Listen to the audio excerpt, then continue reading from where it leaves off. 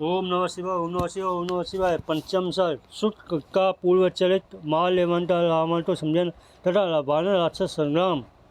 श्री महादेव जी बोले, हे पार्वती, शुक्र के मुझसे निकले हुए अज्ञान नाशक वचनों सुनकर रावण क्रोध से मानो जलता और से आँख के लाल जलते बोला, तेरे दुर्बुद्धे ते मेरे ही टोटलों पे पलकर तू मुझे इस प्रकार रूठी भांति क्यों बोलता है? तीनों लोगों का शासन करने मैं हूँ। मुझे उपदेश देते हुए तुझे को लज्जा नहीं आती? मैं यद्यपि भट्ट करनी तू यद्यपि भट्ट करनी हो रही तो अभी तो और मैं तुझे अभी मार डालता, परंतु तेरे पूर्व कर्तव्य को देखते याद करते मैं तुझे छोड़ देता हूँ। अरे मूल, तू तुरंत यहाँ से चल जा, मैं ऐसी बातें नहीं सुनना चाहता।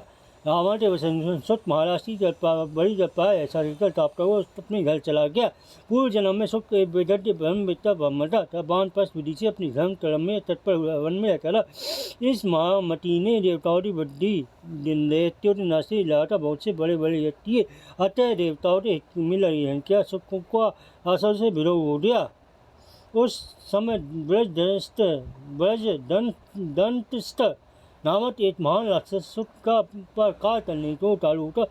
अवसर देखने एक दिन मुनिवर शुक्र के आश्रम में महर्षि अगस्त्य पधारे। शुक्र ने अगस्त्य जी की पूजा कर उन्हें भोजन के लिए निमंत्रित किया। इस समय महर्षि अगस्त्य ने स्नान दिए हुए थे। उस राक्षस दंतस्थ ने अपना मौका देखा। अगस्त्य का रूप बना सोची का ब्रह्मन, यदि मुझे तुम भोजन कराना चाहते तो मुझे मांस युक्त अन्न खिलाओ। मैंने बहुत दिनों से साग बकरी का मांस नहीं खाया है। तब शुक्र ने जो आज्ञा तेरा बड़ी क्यारी से मांस में भोजन बनवाया। जिस मुनि भोजन करने बैठे उस राक्षस ने शुक्र की पत्नी का अति सुंदर रूप धारण किया और उसे शुक्र की स्त्री को आश्रम के भीतर ही मूर्छित कर मुनिवर नाना बताते बनाए हुआ नर मांस उसे परोसा भैरासा अंतर ध्यान हो गया। मुनिवर अगस्त्य अपने आर्यावश्य नर मांस देता अति क्रोधित हुए और शुक्र से बोले, दुर्मते, तुमने मुझे अवश्य नर मांस खाने को दिया, अरे तुम मनुष्य भोजी आसस होकर हो। अगस्त्य जी के स्वर साफ देने पर शुक्र डलते डलते मुनि, आपने अभी कहा था कि आज मुझे नाना अवतार का मांस खाने को दो। हे रे, मैंने आपकी आज्ञा अनुसार आपको मांस दिया है, फिर आप मुझे साफ क्यों देते हैं? शुक्र के वचन सुन महाबुद्धिमान अगस्त्य जी ने एक मुहूर्त ध्यान सोचा राक्षसी सब तो जान ली। तब शुक्र से बोले, हे मुनि से यह सब पलटू तुम्हारे अपकार डलता राक्षसी है। मैंने तुम्हें बिना विचारे साफ दिया है, तथापि मेरा वचन मठा जाने वाला नहीं है, इसलिए ऐसा होगा ही। तुम राक्षसता सही जानकर रावण तब तक चलते रहो जब तक उसका नाश करने की। श्री रामचंद्र जी बानरों की सेना सहित लंका के समीप न आए। इसके पश्चात तुम रावण के भेजने से उससे दूर होकर रघुनाथ जी के पास जाओ और उनका दर्शन कर साहब से मुक्त हो जाओगे। फिर रावण तो तत्त उपदेश मुक्त होकर परम पद प्राप्त करोगे। मुनिवर के ऐसे कहने पर विप्रवर शुक्र राक्षस होकर तुरंत रावण के पास आता रहने लगे। इस समय रावण के दूत रूप से रश्मा सहित भगवान राम का दर्शन था। रावण तो तत्त उपदेश वे शीघ्र पूर्ववत ब्राह्मण सहित हो वानप्रस्थों के साथ कहने लगे। शुक्र के चले जाने पर राजा रावण की माता का प्रिय पिता अति बुद्धिमान नीति निपुण भद्र राक्षस माल्यवान वहाँ आया। वह चांद से उस राक्षस भी रावण से बोला, हे राजन, मेरी प्रार्थना सुनिए, फिर जैसी आपकी इच्छा वही करना। हे दर्शन, जब से नगर में राम भार्या जानकी का प्रवेश हुआ तभी से यहाँ बड़े भयंकर नाशकारी हेतु दिखाई देते हैं। मैं आपको बताता हूँ, सुनिए। अति भयंकर मेघगण तीस कलर के साथ रचते हैं और सर्वदा लंका के ऊपर गरम गरम लटकी बचा होते हैं। देव मूर्तियाँ होती हैं, उन्हें शरीर पसीना आता और भी अपनी शान से स्थलित हो जाती हैं। कालिका राक्षस होते और पीछे पीले पीले दांत लिए नालता हस्ती और गाँव के धरते उत्पन्न होते और चूहे नेवले तालाब मल्ली से सर्प गणों से युद्ध करते हैं। समस्त राक्षस ढेरों को समय समय पर काले पीले लंका महाभयंकर विकराल डरवलन मुंडित केस कार पुरुष क्या करता है। इस पर ये सब और बहुत से आप शकुन उत्पन्न होते हैं और दिखाई देते हैं। 10 शीश अपने क्वालिटी इंडिया शांति कीजिए और तुरंत ही को सत्ता पूर्वक से धन से सहित रघुनाथ जी को दे दीजिए। राम तो आप साक्षात नारायण समझिए, उनसे द्वेष भाव छोड़ दीजिए। इन रघुनाथ जी के चरण कमल रूप नौकारा से लेकर भट्टी से पवित्र होकर अंततः हुए ओरिजन संसार समुद्र पार कर जाते हैं। अरे तो ही मनुष्य सारा मनुष्य है, अतः ये कोई साधारण मनुष्य नहीं है, ये सब सबके अंतःकरणों में विराजमान है। आपके होतिया से इन रघुनाथ जी का भजन कीजिए। यद्यपि आपका आचरण अच्छा नहीं है, तथापि उनकी वटी से आप पवित्र हो जाएंगे। राजेंद्र अपने कुलती तो चलता मेरा वचन मान लीजिए, परंतु माँ लेवांटे कर बात के सुन दुष्ट चित्त रावण से न हुए, क्योंकि वह काल से वशीभूत हो रहा था। यह बोला, इस बेचारे एक तुच्छ मनुष्य राम तो जिसने बंदर का आश्रय लिया हुआ है और जिसे उसके पिता ने भी निकाल दिया, तुम किस बात में समर्थ मानते हो? वह तो केवल वनवासी मुनिजनों का ही प्यारा है। मालूम होता तुम्हें राम ने ही भेजा है, इसलिए तुम इस प्रकार पुतान बातें कल बनाते हो। जाओ तुम भूले और अपने शरीर संबंधियों से मैंने तुम्हारी सब बातें सहन कर ली, किंतु अब तुम्हारे मेरे कानों में मेरे कानों में जलाते हैं। ऐसा कहता वह अपने समस्त मंत्रियों से वहाँ से चल दिया और वह राजभवन में सर्वोच्च पर बैठा बानर सैनिकों देखता हुआ अपने पास बैठे राक्षसों से को युद्ध के लिए नियुक्त करने लगा। यह रामचंद्र जी ने रावण तो बैठा देख अति थोड़ा तुल हो रसमरी का लाया हुआ धनुष उठाया। वह सिर पर मुकुट धारिए अपने अनेक मंत्रियों से रहा बैठा रहा। भगवान राम ने आधे निवेश में हरिश्चंद्र का बाण से उसे हजारों से छठ दसों मुकुट काट डाले। वह बड़ा आश्चर्य सा हो गया। इससे लज्जित हो रावण तुरंत अपने घर में घुस गया और दोस्तान सीधी परस्त आदि मुठ्ठी राक्षसों बुलाकर बानरों के साथ करने की आज्ञा दी। तब राक्षस लोग भेड़ी मुदन मतलब आनत गोमुख आदि बाजे बजाते भैंसों उठो डरो सिंहों तथा ब्राढ़ों पर चलता खर सूर धनुष पास यष्टि डंडे तोमर छत्ती आदि शस्त्रों से सुजित को लंका के पटे द्वार पर आ गए। भगवान राम ने वानरों को पहले आदेश दे दी थी, अतः वे पर्वतों से शिलाओं तब बड़े बड़े उठाकर नाना प्रकार के वस्त्र उठाकर तेज चले। रावण की वह पथ सेना देखकर रघुनाथ जी का प्रकार करने के लिए लंका पर चल रहे।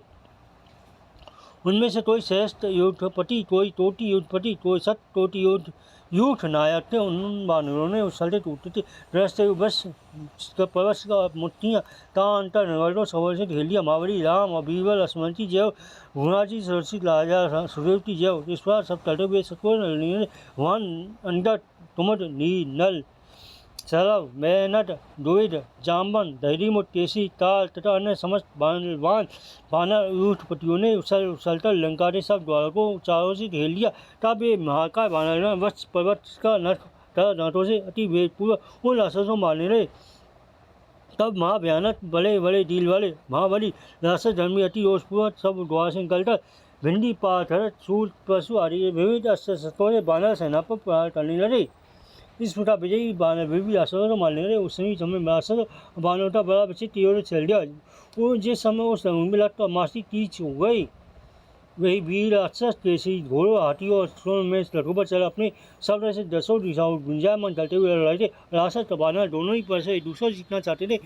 बानर राक्षसों और राक्षस लोग बानरों को मारने लगे।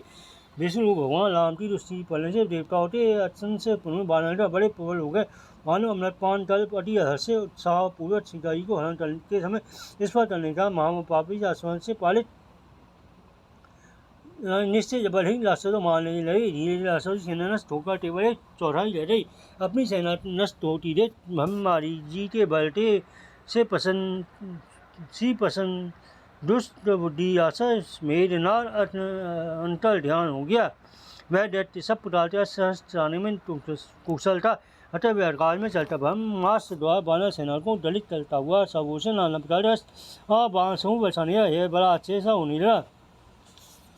अर्थव्यवस्था में से भगवान राम भी ब्रह्मास्त्र मान रखने की एक संतत चुपचाप बानर सेना का पतन देखते रहे। अंत में श्री रघु से क्रोध में निशान परिचित होते और बोले, लक्ष्मण मेरा धनुष तो लाओ, मैं समय इस दुष्ट दानव को ब्रह्मास्त्र से भस्म कर डालूं। हे रघु से आज मेरा प्राथम देखना। मेघनाथ भी बहुत सावधान था। रामचंद्र जी ये बात को सुनते हुए मायावी दैत्य मायापूर्वक तुरंत अपने नगर को चला गया। बानर सेना नष्ट हुई देख श्री रामचंद्र जी अति दुखी होकर हनुमान जी से बोले, हनुमान तुम तुरंत ही शील पर जाओ। माँ द्रोणाचल पर नामक पर्वत है जिस पर नाना प्रकार की दिव्य औषधियाँ अर्पण होती हैं। मामती तुम झटपट जाते हो उस पर्वत को ले आओ और इन महापराक्रमी बानर उठो जीवितो, जिससे तुम्हारी गिल्टियाँ बच्चे हो जाएगी। ये सुनकर बानर पवन कुमार जो आगे थे तक चल पड़ दिए और तुरंत इस पर्वत को लाकर मुष्टि औषधियों से समस्त बानरों जीवित कर उसे वहीं रख आए। तब बानर सेना का पूर्वत भयंकर शब्द सुनकर रावण अति विशुद्ध निरा देख का उड़ा पलट किया हुआ है। राम, मेरा महान शत्रु आया है, इसे युद्ध करने मान के मेरे सेनापति मंत्री बंधु बानर तो अभी मेरा हित करना चाहते हो। वे सब मेरी आज्ञा मानकर तुरंत जाएं। जो डर पर अपने प्राणों वैसे युद्ध करने नहीं जाएंगे, उन्हें अपनी आज्ञा न मानने वाले उन शत्रु में मार डालूंगा। रावण की बात का सुन अति काय प्रस्त महानाद महोदय देव शत्रु निकम देवांतक और नरांतक आदि नारायण कौशल वीर तथा और भी समस्त बलवान योद्धा भयभीत होकर वानरों के साथ युद्ध करने के लिए चले। ये सभी ओर से बहुत से सैकड़ों सहस्त्रों सूरवीर अपने अपने बल के से उन्मत्त हो रहे वानरों से में घुसकर उसे दलित करने लगे।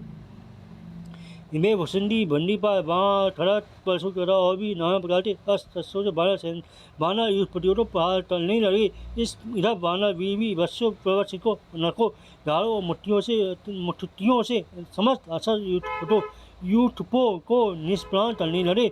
उन राक्षसों में से कोई श्री राम के हाथ से, कोई सुग्रीव के द्वारा, कोई हनुमान और नत्य द्वारा, कोई महात्मा लक्ष्मण जी के हाथ से, कोई अन्य बानर यूथपों के द्वारा मारे गए। उन समस्त राक्षसों का अंत हो गया। राम के समावेश से वानर अत्यंत प्रबल हो रहे थे।